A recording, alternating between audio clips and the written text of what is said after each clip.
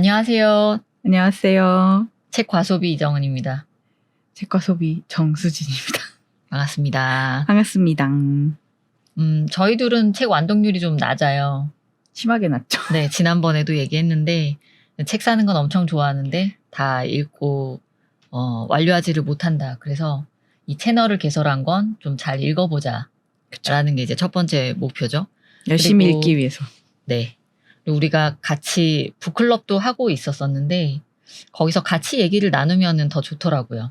그쵸. 아무래도 다른 생각과 백그라운드를 가지신 분들이 모이다 보니까 다른 의견들이 다양하게 교류가 되는 장이어서 이런 걸 온라인으로 옮겨보면 어떨까라는 생각을 해서 이제 저희 둘이 시작을 하게 된 거죠. 맞습니다. 그래서 책 과소비 조장 프로젝트예요. 그러면은 오늘 우리는 무슨 얘기를 할까요? 저희가 한강 작가님의 소년이 온다를 선정을 했죠. 귀하다는 그 귀한.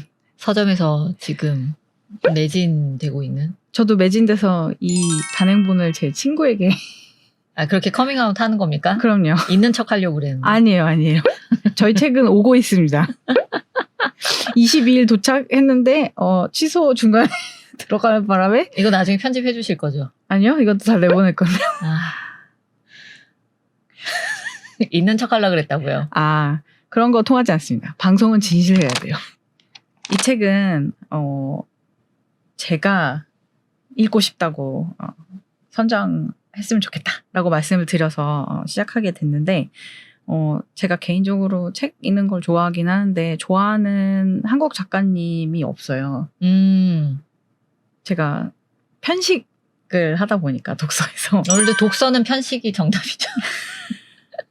심각한 편식을 하다 보니까 한국 작가님 소설을 읽어본 게 손을 꼽거든요. 그러다 보니 또 때마침 저희가 같이 다음 책을 뭘로 해야 될까 하고 있을 때 한강 작가님이 노벨상을 타시지 않았습니까? 네. 그래서 궁금하기도 했고 도대체 어떤 세계관과 문학관을 가지고 있다면 노벨상을 탈 수 있을까라는 생각이 들어서 그러면 한강 작가님의 소년이 온다를 시작을 해보는 게 어떨까 했죠. 네, 좋습니다.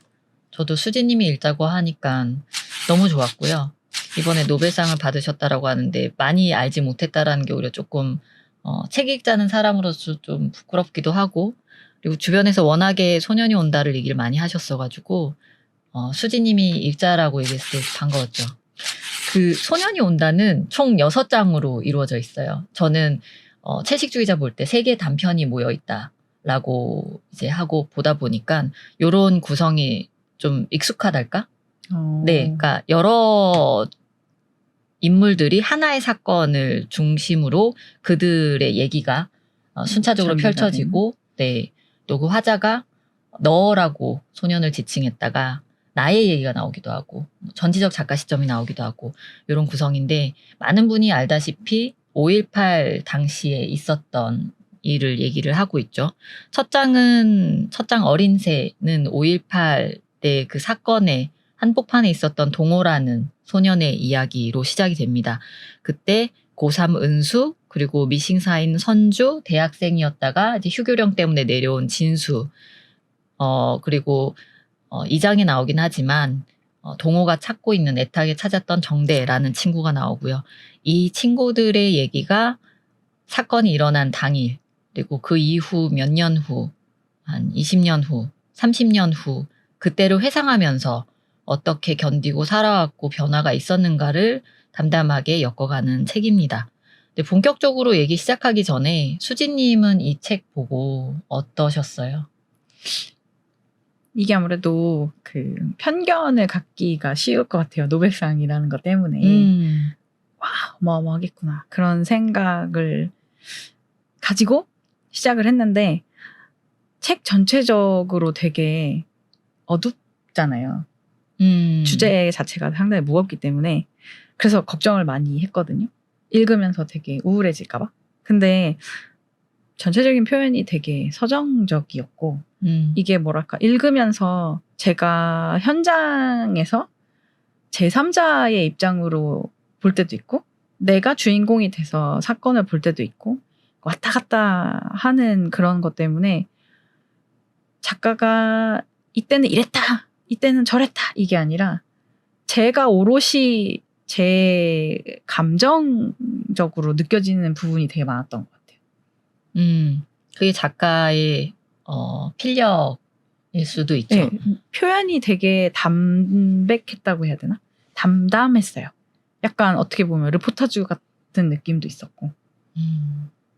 근데 먹먹하게 만드는 그런 게 있더라고요. 읽어 나갈수록. 그래서 힘들었지만 힘들고 물론 이제 많은 분들이 책을 읽으면서 눈물이 많이 났다. 근데 저는 책 읽고 눈물 흘린 게 손에 꼽거든요. 그런데 이 책은 정말 많은 분들이 그랬지만 저도 펑펑 울게 되더라고요. 어쩔 수 없이. 네, 맞아요. 수지님 얘기한 것 중에 현장에 있었던 것 같다라는 얘기 하셨고, 서정적이다. 그리고 노벨상을 탈 때도 그런 얘기가 있었죠. 시 같은. 네. 그래서 한강 작가분이 또 많이들 아시겠지만 시집을 낸 시인이시기도 하세요. 전 처음 알았어요, 이번에. 아, 네. 그래서 시의 느낌이 나는 문장들이 많은데 시 느낌이라고 하면은 잘 모르시는 분들은 뭔가 이제 서정적이고 아름다운 형용사가 들어가고 막 이런 거라고 생각을 할 테지만 요즘 시들을 읽으면 그렇지 않습니다. 굉장히 냉혹해요. 담담하거나 냉정하거나 어떤 뭉클한 어떤 감정을 일으키는 현장을 보고 있는 듯한 그 안에서 이제 메타포가 나오기도 하는 거죠. 그리고 그런 것들이 장면 장면이 눈앞에 보여질 듯이 펼쳐지는 시들도 있고 이게 시간이나 공간이 막 휙휙 넘나들다 보니까 좀 환상적인 느낌이 들 때도 있고 저는 그런 느낌들을 한강 작가님의 소설에서 느껴지는 것 같아요. 그래서 더 현장감이 있지 않나? 그래서 이 책을 읽고 나면은 한강 작가님의 시집도 읽어보면 좋겠다라는 생각이 들었습니다.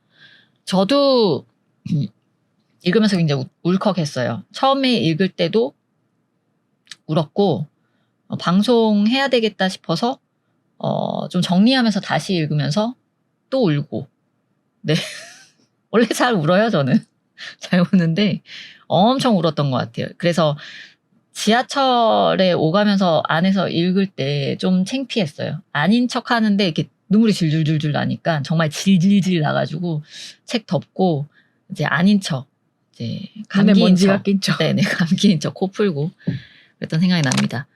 첫 장 어린 새 이야기를 해볼까요?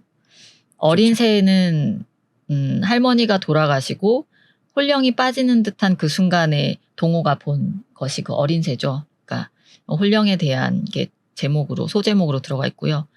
저는 동호를 너라고 지칭하는 게 좋았어요. 아까 수지님께서 그 현장에서 제3자로서 보고라는 표현을 했는데 그러니까 그 현장에 우리는 가 있지는 못했지만 그 옆에서 바짝 서서 동호를 지켜보고 있는 거죠.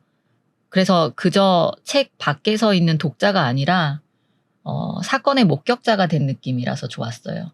그 말이 정확한 것 같아요. 목격자. 네. 현장을 경험하는 목격자였던 것 같아요. 저는 읽으면서 동호라는 그 주인공이 그 상황에 대한 자각을 하는 듯한 문장 표현이 꽤 많았었거든요. 그러니까 중3 학생이잖아요. 15 학생이 눈앞에 펼쳐진 상황에 대해서 이게 도대체 무슨 일일까? 그 자기가 삶과 죽음이 왔다 갔다 하는 현장에 있다 보니까 개인적으로 그 죽음을 맞이했던 순간에 이렇게 뭔가 혼 같은 것이 날아가는 걸 보았다. 근데 그때 보았던 게 지금 내 눈앞에도 펼쳐지고 있구나. 그런 걸 표현하는 부분에서도 이 아이가 이제 죽음이라는 거를 경험하고 있구나 라는 게 느껴졌거든요. 그리고 사건들이 일어난 현장에서 군인들이 죽인 사람에게 왜 애국가를 불러주는가 그런 그쵸. 걸 의문을 갖는 부분을 보면서 이거는 5.18이라는 사건 자체가 왜 일어났으며 어떻게 일어났으며에 대한 배경 지식이 없는 사람도 의문을 가질 수 있는 포인트라고 생각을 하거든요. 그리고 사실 우리도 그냥 주입식 교육이라던가 약간 흐지부지된 근대 역사에 대한 교육을 받았기 때문에 왜라는 거를 안 하기 시작했어요. 그쵸. 그냥 그냥 외우면 되는 거고 음. 시험에 나오는 거였으니까. 그냥 그런 건데 왜? 라는 의문을 동호가 던짐으로 해서 우리도 읽으면서 혹은 다른 사건을 볼 때도 다른 책을 볼 때도 생각을 왜? 하게 되죠. 네. 그랬었죠. 그리고 저는 그 어린 새에서 기억나는 표현이 앉아 있는데 누나가 와서 카스테라랑 요구르트를 주는 장면이 있어요. 근데 그때 이제 툭 뒤에서 치겠죠. 어깨를 툭툭. 근데 그때 표현을 제가 읽어드릴게요. 차가운 무명 헝겊으로 겹겹이 손끝을 감싼 것 같은 갸냘픈 홀령 같은 손길이다. 너무 소름 돋지 않나요? 그러니까 어떻게 이런 표현을 했지? 맞아. 차가운 무명 헝겊으로 겹겹이, 그러니까 사그락 소리가 날 것 같고 굉장히 조심스러운데 그냥 사람이 이렇게 툭 그런 느낌은 아니잖아요. 근데 이게 뒤에 또 나와요. 친구 정대와 정미 누나가 자기 집에서 같이 살고 있을 때 그때 정미 누나가 책을 1학년 책 있으면 좀 교과서 있으면 좀 줄래라고 똑똑했던 그 순간이었던 것 같은데 맞아요. 네, 그때 노크할 때 조금 다르긴 하지만 같은 구조예요. 읽어드릴게요. 부드러운 천으로 겹겹이 손끝을 감싼 것 같은 노크 소리. 그러니까 이걸 보면서 저는 앞에는 그 노크 소리를 했던 손길이 좀 더 홀령 같은 느낌으로 바뀌었잖아요. 정미 누나가 죽은 걸 의미한 게 아닐까라는 생각을 했습니다. 그래서 표현이 너무 아름답고 그리고 동시에 너무 슬퍼져요. 그걸 깨닫는 순간. 본인이 가지고 있는 그 기억들의 교차인 것 같아요. 상황이 다른 상황이 펼쳐지는데 이것도 아까 말씀드렸던 생과 사의 교차점 같이 느껴지는 부분이었던 것. 이 두 가지가. 네. 그리고 그것도 있었어요. 맞아. 했던 게 우리는 그러잖아요. 돌아가신 할머니가 날 지켜보고 있을 거야. 가끔 그런 생각 하잖아요. 그쵸. 근데 날 동호가 내려다보고 그래요. 있다. 네. 혼이 몸이 없는데 어떻게 눈을 뜨고 우리를 지켜볼까? 맞아요. 네. 그래서 이 상무관에 누워있는 이 시신들의 사람들도 그때 할머니 몸에서 빠져나온 어린 새처럼 빠져나갔을까? 네, 이게 수지님이 얘기한 죽음을 맞이한 소년의 여러 가지 죽음을 인지하는 여러 가지 감각들을 시선이었던 것 같아요. 그렇게 표현을 하죠. 그래서 정말 아름답고 소년의 순수함이 느껴지고 맞아요. 그래서 또 더 슬프고. 네. 저는 그 나이에 이 비극을 겪었다는 게 제일 슬펐던 부분이었던 것 같아요. 너무 잔인한 현실이에요. 솔직히 그렇잖아요. 20대 전에 그런 걸 겪는다는 게 사람이 살면서 인지에 엄청난 변화가 오는 시기인데 그 시기에 생과 사라는 인간이 어떻게 보면 평생 고민할 만한 주제를 벌써 느낀다는 게 되게 잔인한 현실이었던 것 같아요. 제가 봤을 때. 두 번째 장으로 넘어가 볼게요. 검은 숨. 정대 이야기입니다. 동호 집에 같이 살았던 아까 얘기했던 동갑내기 친구이고요. 이 정대랑 동호가 같이 리어카에 죽은 시체를 끌고 가는 행렬.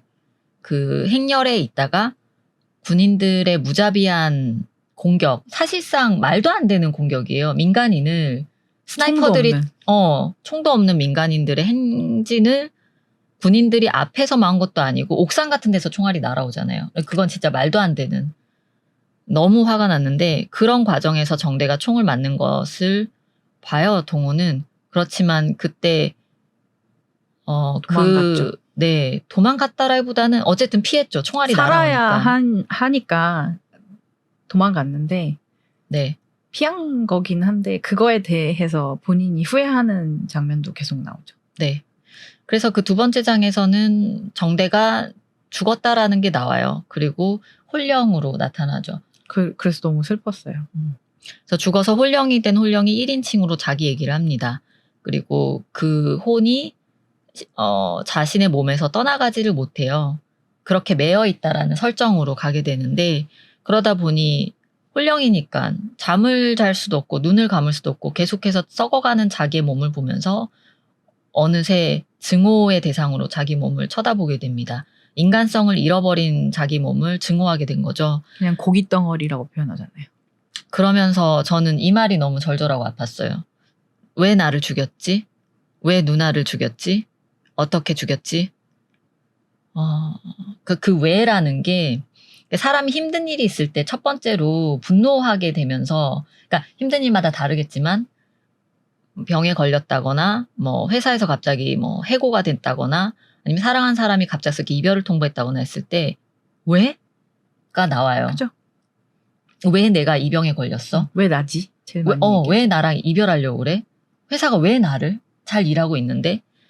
그 왜 나지라는 블랙홀에 빠지게 되는데 그 왜 나지에 대한 질문을 외부에서든 내부에서든 찾지 못하면 트라우마에서 벗어나기는 쉽지는 않은 것 같아요. 그쵸. 그러니까 이 정대가 왜? 라고 하는 건 이 사회에 던지는 이야기인 거죠. 왜 그 죄 없는 소년이 죽었는지를 우리 사회가 깨닫고 얘기하고 위로하지 않으면 개개인이 그 왜라는 거에 빠져나오지 못하고 트라우마에 갇히고 고통에 힘들듯이 이 사회도 그럴 거다라는 생각이 들었고 개인적으로 힘들었었던 것들도 생각나면서 되게 가슴이 아팠어요. 그쵸. 이 부분이 특히나 그리고 정대의 다이얼로그에 더 많은 기억이 필요하다. 더 빨리 끊어지지 않게 기억을 이어나가야 했다. 이런 식으로 표현을 하는데 이 사건에 대해서 잊지 말자. 기억을 해야 된다라고 마치 작가님이 얘기를 해주는 것 같았어요. 맞아요. 이게 어찌됐건 검은순 파트는 홀령이 이야기를 저희한테 하는 부분인데 이게 이런 실상이 뭐 어찌됐건 일어났던 일이긴 하니까 비극이라고까지 표현하겠어요. 저는 이 비극이 일어나면 안 되는 거니까 기억을 해야 된다라고 하는 울림같이 들렸어요. 네. 그 단락 부분이. 그래서 정대는 자신이 사람이고 인간이었던 시절을 좋았던 기억을 계속해서 기억하면서 발버둥을 치죠. 네, 그래서 그러다가 이 시신을 군인들이 와서 불태워요, 한꺼번에. 그러고 나서 홀령과 시신의 끈이 옅어지고 공중으로 붕 뜨게 되죠. 그러면서 어디로든 갈 수 있는 거죠. 그랬을 때 고민을 합니다. 누나한테 갈까? 근데 누나가 어디 있는지 모르니까 못 가요. 나를 죽인 사람들한테 갈까? 그것도 어디 있는지 몰라요. 그럼 동호가 있는 데로 가자. 동호는 도시에 있을 거니까 저 불빛을 따라가면 돼. 그렇게 해서 갔으면 좋았을 텐데 막상 못 가요. 떠나지를 못하죠. 왜냐면 그런 표현을 해요. 눈에서 피가 여전히 흐르고 있으니까. 아까와 연결되는 얘기인 것 같아요. 기억하고 눈에서 피가 더 이상 흐르지 않을 때가 되어야지 움직일 수 있죠. 그러니까 회복되지 않은 한 나아갈 수가 없는 거예요. 정대는 그 얘기를 하고 있는 거죠. 그래서 정대의 눈에는 아직도 피가 흐르고 있겠구나 싶으니까 그 15살, 16살이 좀 읽으면서 좀 힘들었던 것 같아요. 네, 한인 것 같아요. 가장 한국적인 정서 중에 하나인 한인데 이게 약간 어쨌든 홀령이 남아있기 때문에 뭔가 억울함을 풀어주기 위해서라도 우리가 뭔가 해야 되지 않을까라는 생각이 들게 하는 챕터였던 것 같아요. 들어줘야 되고 인지해야 되고 그런 일이 있었다는 거를 각인함으로 인해서 뭔가 한을 풀어줄 수 있지 않을까라는 생각이 많이 드는 챕터였던 것 같아요. 알아야 한다는 게 가장 중요한 메시지였다고 생각을 해요. 저는 읽으면서 그랬어요. 네.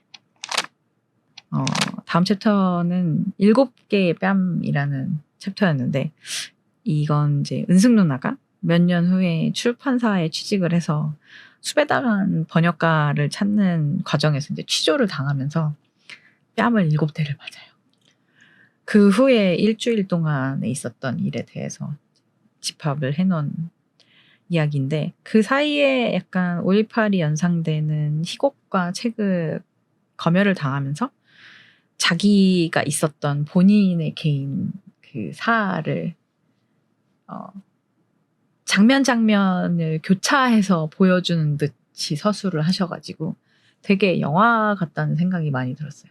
뺨 한 대 하면서 자기 기억이 쫙 펼쳐지고 뺨 2대 하면서 또 다른 장면이 나오고 하다 보니까 영화 같았어요. 소설인데도 불구하고 장면 하나가 눈에 그려지더라고요.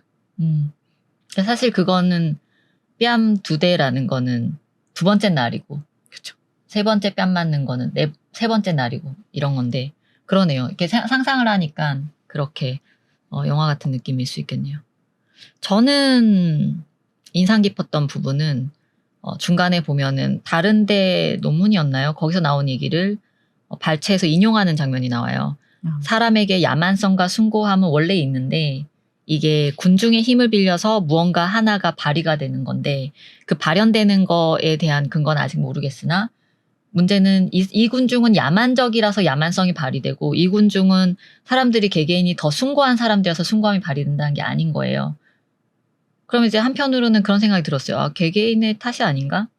근데 한 번 더 생각을 해보면은 아니죠. 우리 안에는 숭고함도 있고 야만성도 있으니까 선택할 수 있는 거죠. 그렇죠. 뒤에 에필로그에도 보면 나오는데 군인들 중에서도 마음 약한 군인에 대해서 나오는 부분이 있어요. 총을 하늘을 공중을 향해서 쐈다거나 다친 사람을 병원에 몰래 데려다주고 도망갔다거나 그러니까 결국에는 선택할 수 있고 그럼 여기서는 내가 인간이기 위해서 뭘 선택해야 될까라는 고민을 하게 돼요. 물론 그럼에도 불구하고 똑같은 일이 생기고 내가 은숙이었다면 내가 동호였다면 저는 은숙이처럼 집에 가서 다락방에 숨었을 것 같아요. 이것도 되게 이기적인 생각일 수도 있다라는 생각이 들어요. 그러니까 최악의 상황에서 인간이 가진 본 모습이 나온다고 하잖아요. 근데 그게 맞고 그르고를 떠나서 어찌됐건 살기 위해서 움직이게 되는 게 본능이니까 그런 선택을 했다고 해서 잘했다 잘못했다를 할 수 있는 그런 잣대를 댈 게 아니라 내가 그 상황이었으면 난 어땠을까라고 생각을 해보는 게 중요한 것 같아요. 그 사람의 입장이 되어서 생각을 해보고. 네, 맞습니다. 어쨌든 최대한 야만성을 깨우고 싶진 않네요. 진짜. 네. 그리고 여기서 인상 깊었던 건 흡사 다른 얘기인 양 펼쳐진 연극 장면. 그 검열당했던 대사들이 있으니까 배우들이 입만 뻥긋뻥긋 하잖아요. 그것도 너무 가슴이 아프고 말하지 표현할 못하는. 수 없는. 근데 여기서 노파가 나오고 해골을 들고 있는 소년이 나오는데 그 해골을 다른 사람이 빼앗아서 손에서 손으로 전달을 해서 노파한테까지 그 해골이 가요. 그리고 그 노파가 천천히 조용히 그 해골을 들고 무대를 가로지르는 장면이 나오는데 그때 그 소년이 그 노파 등 뒤에 찰싹 붙는 그런 장면이 나오고 마치 혼이 내려앉는. 네, 이때 동호야라고 마음속으로 불러보죠. 그래서 저는 이 장면이 동호의 장례식 같았었어요. 네, 동호의 시신이 가족에게 인계가 되고 그거를 슬프게 보내는 과정인 것 같았어요. 그리고 거기에 수지님이 되게 감명 깊게 봤다라는 장면이 나오죠. 네, 제가 읽으면서 좀 소름 돋았던 부분이어서 이 되게 서정적이긴 한데 읽으면서 어떻게 이렇게 표현할 수 있지? 라는 부분이었던 게 읽어드릴게요. 당신이 죽은 뒤 장례식을 치르지 못해 내 삶이 장례식이 되었습니다. 그리고 비슷한 표현들이 계속 뒤에 나오긴 하거든요. 이게 약간 너무 읽으면서 먹먹하게 만드는 부분이었던 것 같아요. 어찌됐건 가족이라는 이름 하에 사랑하는 사람인데 남겨진 거잖아요. 그들이 떠났으니까. 그 후로 자기들의 삶이 이렇게 변했다라는 걸 되게 담담하게 그리고 있는데 표현들이 담담해서 더 읽으면서 되게 슬펐던 것 같아요. 여기도 되게 있어서 한 번 더 읽어드릴게요. 당신이 죽은 뒤 장례를 치르지 못해 당신을 보았던 내 눈이 사원이 되었습니다. 당신의 목소리를 들었던 내 귀가 사원이 되었습니다. 당신의 숨을 들여 마신 허파가 사원이 되었습니다. 이 부분들이 읽으면서도 너무 슬펐어요. 너무 처절했고 다시는 그런 비극이 일어나지 않았으면 좋겠다라는 생각을 계속 하게 되더라고요.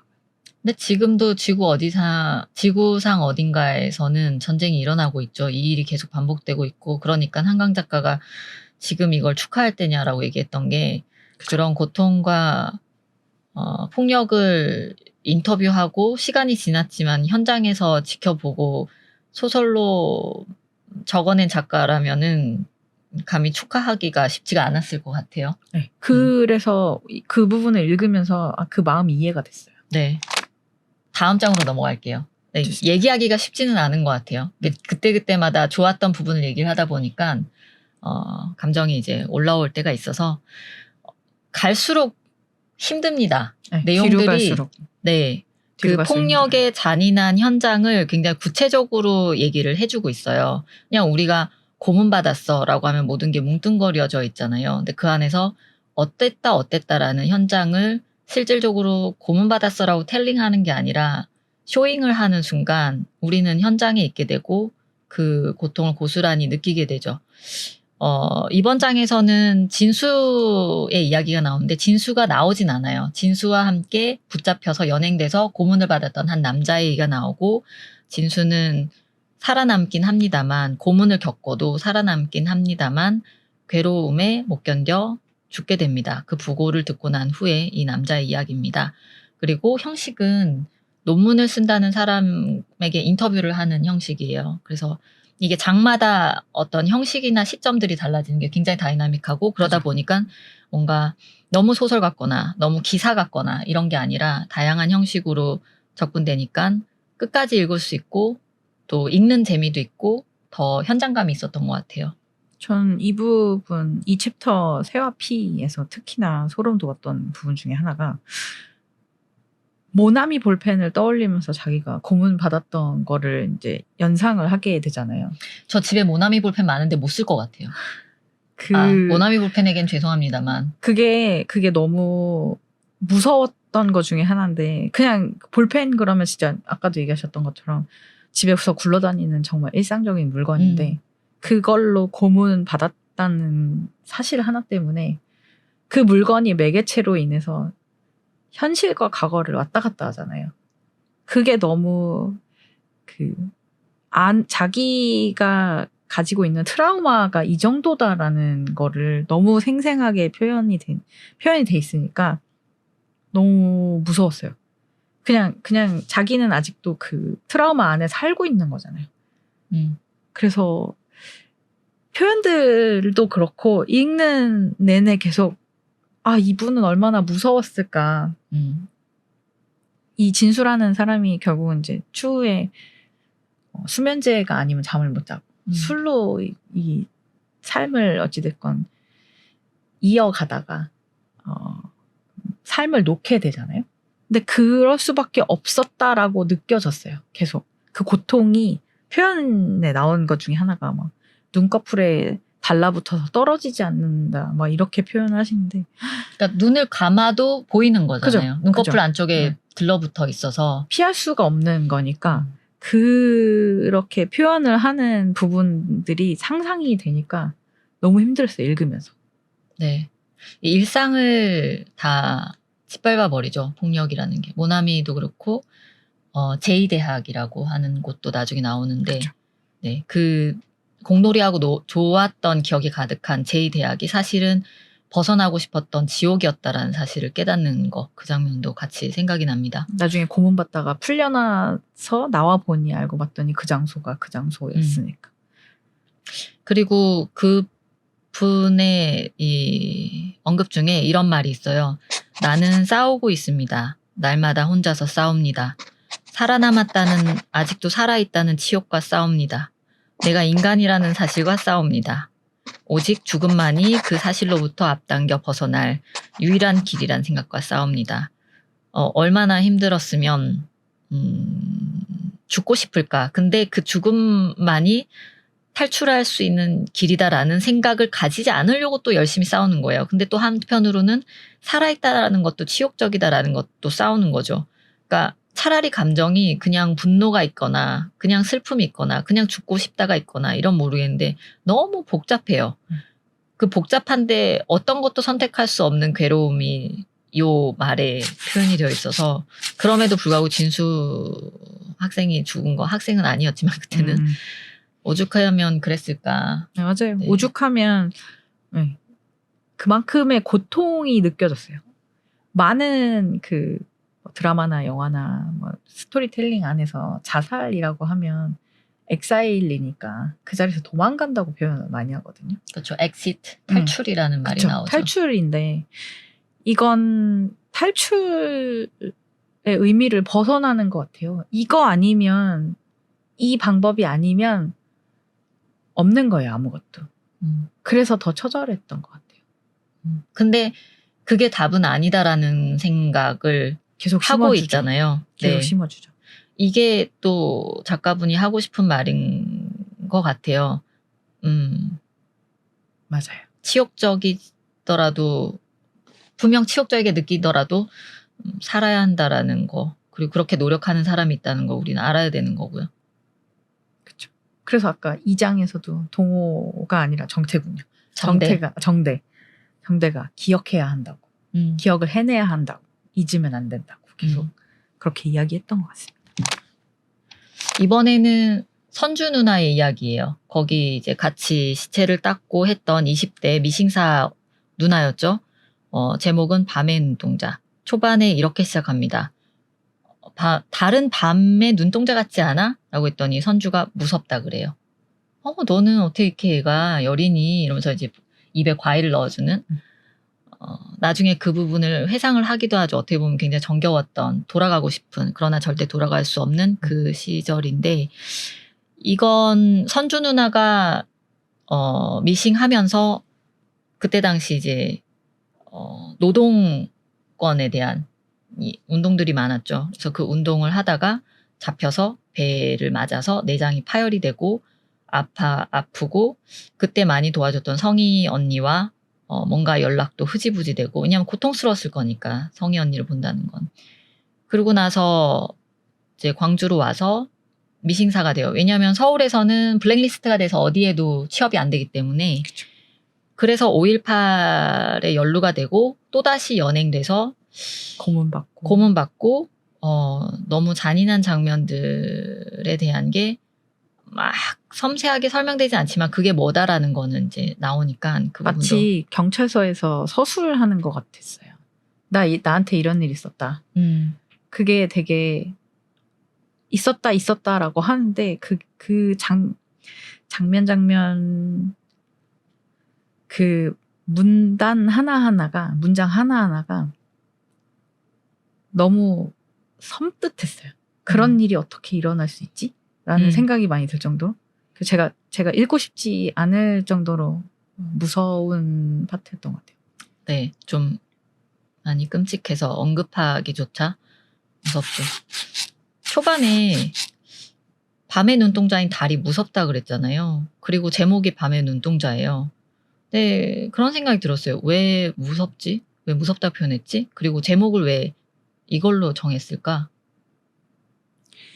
그게 저는 그 순주 누님이 맨 마지막에 사랑하는 사람이 있었는데도 불구하고 이어지지 못했고 그 후로도 나를 바라보는 시선에서 내가 자유롭지 못했다라는 표현을 쓰니까 처음에 눈동자 같다고 그랬잖아요. 밤에 달이 꼭 마치 나를 쳐다보는 것 같고 어디 가도 달이 보이니까 나를 계속 쫓아다니는 느낌이 들다 보니까 아직도 감시를 받는다는 그런 느낌이 들어서 트라우마의 한 조각이어서 그렇게 표현하지 않았을까 싶어요. 네, 그 얘기를 듣고 나니까 너무 무섭네요. 네. 그러니까 보름달이 예전에는 소원을 빌 수 있고 뭔가 약간 저기 달토끼가 있고 있는데 그게 아니라 그 얘기를 듣고 나니까 어디선가 무서운 무언가가 나를 항상 감시할 수 있는 스산한 그렇죠. 그러네요. 그게 비극 이후에 바뀐 거죠. 이전에는 그렇게 아까 말씀하셨던 것처럼 뭔가 근데 이전에도 무섭다곤 해요. 복숭아 나눠 먹고 할 때도. 아 그래요? 네. 어머 너는 어떻게 사람이 그렇게 여리니 막 이런 장면이 초반에 나오잖아요. 그런 거 하나도 무서워해 이런 것 때문에. 그러니까 아무튼 근데 그런 무서운 기운을 초반부터 이제 줘서 이 전체 장의 분위기를 스산하게 한강 만드는 작가가 거군요. 끌고 간 거죠. 그렇군요. 감시받는다는 느낌이 들어서 눈동자가 나를 계속 쳐다보고 있고 쫓아다닌다는 생각을 해서 눈동자라고 하지 않을까. 죽지 마, 죽지 말아요. 라는 게 나와요. 새벽 5시에 아니 언니를 만나 할 말은 하나뿐이야. 허락된다면, 부디 허락된다면. 그리고 잠깐 뛰었다가 죽지 마, 죽지 말아요. 이것도 되게 울림이 큰 단어였던 것 같아요. 그러니까 이 책을 읽으면서 고민하면 생각을 하겠죠. 죽는 게 차라리 나았을까나 하고 이제 보는데 아니야 죽지 말라는 거죠. 그래도 살아야 된다라는 얘기를 계속 하고 있으니까. 사는 건 치욕이 아니에요. 그래서 이 부분에서 되게 많이 좀 울컥했던 것 같아요. 네. 마지막 장에서는 30년 후 동호 어머니가 나와요. 아까 그 연극에서 구정한 노파의 모습이 나오잖아요. 그쵸. 그 노파가 연상되는 어머니가 나와서 되게 친근한 사투리가 되게 어색하지 않아요. 그래서 이 할머니가 30년 전에 15살이었을 지금은 장성한 중장년이 되었을 그 아들을 30년이 지나도 15살에 머물고 있는 그 아들을 회상하는 장이죠. 태어나서 젖을 물렸는데 젖이 짝짝이였는데 얘는 그 짝짝이인 젖도 잘 물고 그래서 양쪽 젖이 같이 이렇게 축 처지게 정말 어떻게 그런 걸 표현할 수 있을까? 그러니까. 그만큼 이 어머니에게는 동호가 특별한 거예요. 그만큼 동호는 어릴 때 뭣도 모르게 젖을 빨 때에도 너무 여리고 순하고 착한 거예요. 그 아들을 가슴에 묻은 어머니가 아들을 회상을 하면서 계속 이야기를 해주시니까 그 부분이 너무 슬퍼서 오늘 촬영하기 전에도 막 휴지를 못 찾아서 화장실을 왔다 갔다 하고 저는 그 다른 데서도 되게 많이 이 얘기를 들었거든요. 맨 마지막 장에 가면 진짜 막 폭풍 오열을 한다. 뭐 제가 자주 찾아보는 그 유튜버 김겨울님도 그 얘기를 하셔서 근데 책을 읽으면서 그렇게 오열을 하기가 저는 쉽지는 않다고 생각을 했거든요. 그냥 이게 영화를 보는 거랑은 또 다른 거였는데 유일하게 지금 제가 읽은 책 중에 역대로 이렇게 읽으면서 막 눈물이 펑펑 나는 책은 이번이 처음이었던 것 같아요. 에필로그에 보면은 한강 작가가 동호의 둘째 형을 만났을 때 그런 언급을 살짝 해요.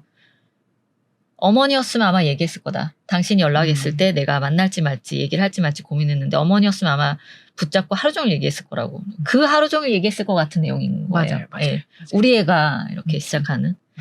그리고 정말 이제 마지막 피날레가 아름다우고 그랬던 내용을 한번 읽어볼게요.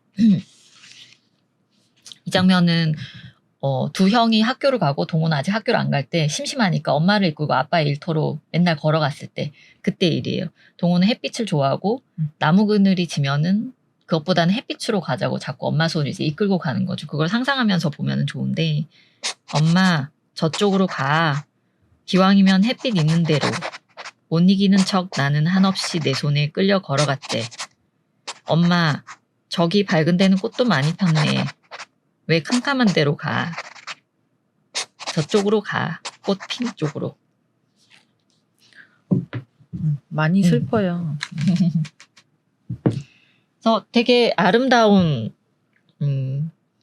이보다 좋을 엔딩이 있을까 싶을 정도로 책의 엔딩이 좋았고 앞에서 계속 와 고통스러워 힘들어 이런 얘기를 많이 해서 보던 분들이 우리 동영상을 끄지 않을까라는 생각을 잠시 하긴 했는데 그럼에도 불구하고 한강 작가는 용기를 계속 줍니다.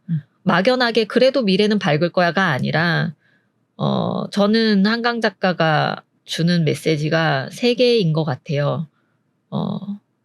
기억하자. 그럼에도 불구하고 죽지 마. 살아야 한다. 그리고 꽃핀 쪽으로 가자. 네, 그게 하고 싶은 세 마디가 아닐까 했습니다. 네, 이렇게 해서 네, 책 안에 있는 모든 내용이 끝나죠. 저는 솔직히 이 책, 한강 작가님 책 처음이긴 한데 읽으면서 심적으로 되게 힘들었거든요. 그 많은 제 주변인들도 이제 노벨 문학상을 타셨기 때문에 막 러시처럼 산단 말이에요, 책을. 근데 막상 사놓고 자기는 힘들어서 못 읽을 것 같다. 그 내용을 내가 받아들일 수 있을까라는 의문을 갖는 사람들도 많거든요. 근데 제가 개인적으로 읽어보니까 표현력이라든지 이 문장 안에서 느껴지는 그 전달되는 감동이라고 해야 되나? 그런 것들이 이분이 왜 이렇게 혜성처럼 갑자기 노벨상을 탔다라고 해서 화제가 되는 분이 아니라 받으실 만한 분이다라는 생각이 많이 들었어요. 예. 한국에도 정말 좋은 작가님들이 많은데 이 작가님을 처음으로 이렇게 곱씹으면서 문장 하나하나 읽어볼 수 있어서 너무 좋았고 채식주의자도 읽어보고 싶어요. 그리고 그 작별하지 않는다. 이것도 그렇고 쭉 읽어보고 싶어요. 네. 샀어요. 그래서 3권 사신 거죠? 아니요. 이렇게 가보면 세트로 팔잖아요. 그래서 세트로 샀어요. 그래서 지금 집에 한강 작가 책이 2권인 것들이 있잖아요. 네. 그래서 못 산 사람들 선물 주기로 했어요. 네, 있어요. Y 수정량이라고 나눔 하나 파티. 주기로 했고. Y 수정량 네. 유명하시죠? 뭘 유명해요? 유명하죠. 우리들밖에 모르는데. Y 수정량. 자기 것도 샀어요. 수지님 것도 샀어요. 네, 집으로 갈 거예요. 언제 갈지 모르겠어요. 배송 중. 네, 제가 샀으니까. 제가 계속 확인했잖아요. 언제 오나요? 그러니까 읽었는지 안 읽었는지 계속 제가 물어볼 거예요. 네. 계속 체크 들어오시고. 왜냐면 세트로 사야지 굿즈를 주더라고요. 그러면 네. 그러면 당연히. 물론 제 포인트를 썼습니다. 감사합니다. 네, 에코백이랑 같이 갈 거예요. 책 많이 읽으시고. 감사하죠. 네, 저는 시도 읽어보면 좋을 것 같아요. 네. 시도 많이 느낌이 다를 것 같아요. 아까 처음에 말씀하셨던 것처럼 그렇게 이 표현력이라든 게 이게 예쁘다 뭐 해서 형용의 문구가 나오는 게 아니라 아니죠. 네, 이렇게 약간 영화같이 되는 거면 저도 읽어보고 느껴보고 싶어요. 어떤 시는 과학이다라고 얘기하시는 분이 있어요. 거기에 제가 100% 동의하는 건 아닙니다만 어떤 말인지는 알 것 같아요. 이게 그냥 어영부영 얼렁뚱땅의 아름다운 느낌이 아니라 이 느낌을 주기 위해서 그 느낌이 줄 수 있는 장면을 상상하고 그거를 가장 섬세하게 조각칼로 새겨내듯이 적으시는 분들이 계시거든요. 그러니까 체계가 있다라고 얘기를 하시고 싶은 것 같은데 과학이다 이렇게 표현하니까 약간 그 안에 공식이 들어갈 것 같은 느낌이. 그렇게 생각하시는구나. ENMC 스퀘어 뭐 이런 거. 그거는 상대성 이론, 아인슈타인의 상대성 이론이죠. 이것도 주입식 교육의 폐해입니다. 뭔지 몰라요. 편집의 묘미가 생길 것 같아요. 노벨 문학상은 글, 문체 이런 것도 있지만 사람의 근본적인 문제를 어떻게 더 깊게 성찰하는지 그 안에선 사실 굉장한 아픔과 결핍이 누구에게나 있을 수 있는데 그거를 어렵지만 용기를 낸다거나 부끄러움 없이 드러낸다거나 그걸 직시할 수 있는 용기 그리고 사람들이 그럴 수 있는 반향까지 일으켰을 때 가능하지 않을까. 그래서 많은 작가들이 노벨 문학상 후보로 언급이 될 때 안타깝게 안 되는 경우들도 있는데 아주 일부는 책은 너무 재밌는데 그런 약자의 아픔이나 고통을 깊게 들어가서 위험을 감수하고라도 내가 괴로움을 감수하고라도 써내려가시는 분들이어야지 정말로 그 다음에 이런 것까지 기대할 수 있지 않을까. 그래서 저는 한강 작가분이 노벨상을 탄 건 당연한 일이다라고 생각을 하고 있고요. 이게 업적이자 유산이잖아요. 인류에게 줄 수 있는. 근데 워낙 우리나라가 노벨상에 너무 집착해서. 맞아요. 그전에도 상 많이 받으셨고요. 우리나라에도 다른 국제적인 유명한 상 받으신 분 많은데. 근데 노벨상이 유일무이하게 집중을 많이 받는 이유 중에 하나가 아시아 여성이 처음 받아서 더 그런 것 같아요. 네. 그것도 이제 의미가 있죠. 네. 아무튼 그건 또 다른 콘텐츠에서 많이 하고 있으니까. 그리고 이 책이 번역이 돼서 나가는 게 또 어떻게 보면 원래는 노벨스 문학상 탔다고 하면 저희가 원서를 읽으려면 그 언어를 배워야 되는 입장인데 맞아요. 이번에는 그렇게 안 해서 너무 좋은 것 같아요. 네. 노벨 문학상 되고 나서 다음날 아침에 뭐 단체 채방 같은 데서 다들 난리가 났어요. 그죠. 축하의 메시지부터 축하 메시지인데 시작해서. 제일 웃기는 거는 저 노벨 문학상 원서를 읽은 사람이에요라고 자랑할 수 있다고. 그런 얘기도 해. 맞아요. 대박. 그죠. 되게 재밌었던. 그러니까 왜 소년이 온다라는 제목이었을까라는 생각을 다 읽고 난 다음에 이 방송 준비하면서 고민을 해봤어요. 근데 이건 그냥 제 생각이니까 다른 분들은 어떻게 생각할지 모르겠어요. 근데 1장에서는 소년이 죽을 거라는 거를 예고를 해요. 우리는 그 사건을 알고 있으니까. 2장에서는 정대의 말을 통해서 지금 동호가 죽었다라는 걸 우리도 같이 목격을 하죠. 3장에서는 연극이란 장면으로 동호의 장례식이 저는 치러졌다라고 생각을 해요. 물론 따로 가족들이 장례식을 했지만 이 책 안에서의 또 장례식이라는 어떤 모먼트가 나오고 4장에서는 이제 사진에 죽은 상태로 쓰러져 있는 일렬로 누워 있는 어린 학생들의 모습이 사진으로 찍혀서 그게 인터뷰 장면 중간에 나오는데 그렇게 동호가 아무튼 우리 앞에 생생한 현실로 다시 돌아와요. 다가온다. 그리고 5장에 선주 누나 눈앞에 나타나요. 선주 누나가 그런 얘기를 해요. 일렁이는 파르스름한 어둠. 너니? 내가 아직 살아있다고 뭐라고 하려고 온 거니? 라는 장면이 있는데 그게 앞에서 어린 새라던가 아니면은 정대가 이제 그림자끼리 겹치는 느낌이 있잖아요. 그거랑 이어지죠. 그러니까 동호의 혼이 돌아왔구나라고 생각을 할 수 있어요. 그리고 마지막 6장에서는 동호가 드디어 돌아와서 엄마 손을 이끕니다. 밝은 대로 가 엄마 꽃핀 대로. 그래서 소년이 온다. 그래서 결국 다 읽고 나면 소년이 왔구나. 그 5.18의 아픔과 고통과 그때 있었던 그 현실 그 모든 것들을 소년이라고 통칭을 하고 그것이 왔어요. 다가오는 것 같아요. 네. 우리에게 다가오는 거를 서술을 한 것 같아요. 그쵸. 그래서 이 책을 읽고 나면은 그 모든 것을 아우른 소년은 우리에게 왔고 이제는 없어질 수 없는 상황인 거죠. 그러니까 이걸 읽고 나서는 그 전으로 우린 돌아갈 수가 없어요. 그런 우리는 느낌도 들어요. 어떻게 해야 되는가에 대한 의문을 계속 제기를 하니까. 그래서 영어판 제목. 네. 영어판 뭐였죠? 제목이 휴먼 액트. 그러니까 정말 잘 지은 것 같아요. 네. 휴먼 액트. 휴먼 액트. 이게 우리가 이런 사건을 겪었으니까 앞으로 우리는 어떻게 해야 되는가 인간으로서. 어떻게 받아들여야 되고 어떻게 행동해야 되는가에 대해서 계속 이야기를 해주는 것 같아서 소년이 온다라는 거는 한글로 했을 때 전달이 되는 제목인 것 같고 외국판 번역을 했을 때 휴먼 액트라는 거는 어찌됐건 이 책을 통해서 작가님이 우리에게 질문하는 것 같거든요. 인간이라면 어떤 행동을 해야 하는가? 네, 어떻게 행동을 해야 되는가? 휴먼이라면. 네. 그리고 여기 3장에서 고3 은숙이가 분수대에 막 물 나오는 거 보고 이제 민원 전화를 걸어서 잠가달라고 하는 부분이 나오잖아요. 그게 어떻게 보면 영향력이 없는 것 같은데 또 불구하고 이 대인으로서는 저항의 몸짓이라는 생각이 계속 들었거든요. 그렇게라도 해야죠. 네. 아니 거기서 지금 얼마나 많은 사람 죽었고 어떻게 보면은 그 피가 아직 마르지도 마르지 않았을 않았는데. 텐데 분수대에 물을 쏘아 올릴 수가 있어요. 그건 해서는 안 되는 행동이니까 되게 계속 모욕적이었어요. 항의하는 그런 장면이어가지고 그렇습니다. 좋았어요. 여러 가지로. 네.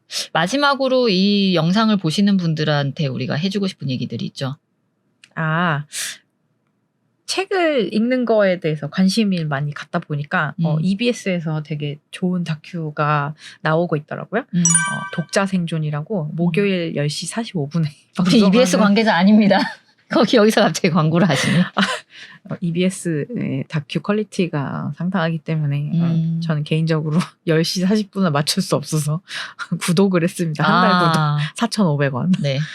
다큐 구독을 했는데 EBS 독자 생존이라는 다큐를 보시면 이번 편이 그 책을 왜 읽는가, 우리는 왜 책을 읽어야 하는가에 대한 물음에서 시작된 다큐인데 두 번째 편에 이런 내용이 나와요. 그 책을 읽는 걸로 인해서 인간과 인간이 공감 능력을 향상시킬 수 있다. 이런 이야기가 나오거든요. 그 실험을 해요. 다큐멘터리 끝부분에 가면 전혀 다른 가치관을 가지고 있는 두 남녀가 만나서 한 주제를 가지고 대립을 하는 상황이 나온단 말이에요. 그러면서 30분 정도 이야기를 해보고 마치 벽에다 대고 얘기하는 것 같았어요. 왜 내 의견을 받아들이지 않는지 모르겠어요. 이런 식으로 계속 이야기를 하는데 그 실험에서 좋았던 부분 중에 하나가 상대방이 가지고 있는 의견에 대한 책을 서로 바꿔서 읽어봐요. 그러고 나서 똑같이 그 주제에 대해서 또 이야기를 하거든요. 그렇게 하면 이번에는 왜 상대방이 그런 생각을 가졌는지에 대해서 이해가 됐다. 네. 왜냐하면 그 전에는 그냥 내가 얘기하는 게 다 틀렸다고 받아들이고 나를 공격하는 것 같다라는 생각을 가졌다. 이런 식으로 받아들이다가 책을 읽고 만나서 이야기를 하면 그래 너는 그런 생각을 이런 것 때문에 하는구나라는 그런 공동의 이해, 공감 이런 게 생긴다고 이야기를 하더라고요. 그래서 우리가 아무래도 이 많은 소셜 미디어 때문에 양극화가 많이 진행된 삶을 살고 있지 않습니까? 그래서 어찌 보면 이 양극화를 벗어날 수 있는 방법 중에 하나이지 않을까. 독서를 통한 공감을 이끌어내는 게. 너무 좋네요. 네. 그래서 저는 EBS 다큐도 꼭 읽어보셨으면 좋겠고, 물론 이 책 자체가, 이 책의 주제가 또 민감하다 보니까 네. 반대의 의견이고 너는 틀렸어라고 이야기하실 수 있는 분들도 있다고 생각을 하거든요. 네. 그래서 아까 얘기했던 것처럼 겪어보시고 책을 읽어보시고 그렇게 생각할 수도 있겠구나. 그럼 나는 어떻게 해야 되지? 라고 고민을 해보시는 것도 좋을 것 같아요. 너무 좋네요. 저도 그런 게 있어요. 얘기를 하려면 내 얘기가 묵인되거나 안 들을 것 같을 때는 편지를 써요. 편지? 네. 글로? 네, 글로. 말은 나오는 순간 이거 아니지 라고 할 수 있는데 그죠, 바로 글은 반박되니까. 일단 저는 그 자리에는 없지만 그분이 글을 읽기 시작하면은 그 다음 읽는다라는 믿음만 있으면 나의 마음이 이제 전달될 확률이 좀 높죠. 글의 힘이 좀 그런 게 있어서 지금 수진님 말씀하신 거 굉장히 공감했고요. 또 저는 이제 저의 할 말 독서 팁을 하나씩 이제 말씀을 드리고 싶었었는데 저희가 중간에 너무 좋았던 문장들을 몇 번 읽었어요. 많이 읽진 못했어요. 근데 특히나 한강 작가의 책은 소리내서 낭독하면 너무 좋습니다. 그러니까 시는 쓴 거를 보는 게 다가 아니라 소리내서 읽는 게 완성이거든요. 그 안에 들어가는 목소리의 톤, 색깔, 무드 이런 것들이 시를 완성을 하죠. 그 시 안에는 그래서 그런 색깔까지도 다 들어가야 돼서 한강 작가의 책은 시적이라고 했잖아요. 그래서 낭송하기 너무 좋고 또 인터뷰를 보면은 쓰신 글을 본인이 직접 읽어본다라고 해요. 낭송을 한다고. 근데 왜 낭송을 지금 얘기를 하냐면은 책을 읽다 보면 왜 우리가 카페 가서도 책을 읽고 뭐 도서관 가서도 읽고 집에서도 읽고 하는데 우리의 집중력은 사실 도둑 맞았잖아요. 그죠. 그래서 집중을 길게 하면서 이 책을 끝까지 읽기가 책이 문제가 아니라 여러 가지 이유로 힘들어질 때가 있어요. 방해 요인이 많죠. 네. 그랬을 때 소리내서 읽으면 눈으로 보는 시각과 내가 소리를 내고 있고 그리고 그게 다시 청각으로 들어오면서 다양한 감각들을 쓰게 되면서 일단 집중할 수 있게 되고 더 이해력이 높아진다. 라고 해요. 일단 집중할 수는 있어요. 우리가 그냥 눈으로는 보는데 머릿속으로 딴 생각할 때 있잖아요. 멍. 근데 이제 이걸 읽음으로 해서 그 집중을 계속 가져올 수 있는 그런 장점들도 있어서 특히나 독일 같은 경우에는 뭐 다른 데 찾아보시면 나오겠지만 어린 아이들에게 유럽에는 특히 독일은 책을 소리내서 읽는 거를 많이 알려줘요. 또 우리는 아주 어릴 때 애들이 글자를 잘 모를 때 그림책을 읽어주죠. 그래서 청각으로 들어오는 책을 읽는 것도 매우 중요하다. 또 뭐 윌라나 밀리의 서재 이런 것들도 많이 듣고 계시는데 본인이 소리내어 읽는 것도 책을 집중해서 읽고 이해력을 높이는데 많이 도움이 된다. 그래서 책을 읽다가 좋은 구절이 나오거나 혹은 약간 집중력이 떨어질 것 같은데 좀 말을 해도 되는 상황이면은 너무 막 조용한 독서실이 아니면 책을 한번 읽어보시면은 소리내서 읽어보시면 좋겠습니다. 정말 좋은 팁인 것 같고요. 방금 말씀해 주셨던 것도 EBS 다큐에 있습니다. 기억이 납니다. 알겠습니다. EBS 다큐 저도 그러면은 네 구독해서 4,500원? 네, 한 네. 달에 4,500원. 알겠습니다. 보겠습니다. 자, 여러분 좋아요, 구독은 사랑입니다. 오늘도 책과 함께 행복하세요. 책 과소비 이정은 정수진이었습니다. 감사합니다. 근데 우리 다음 책은 뭐 해요? 다음은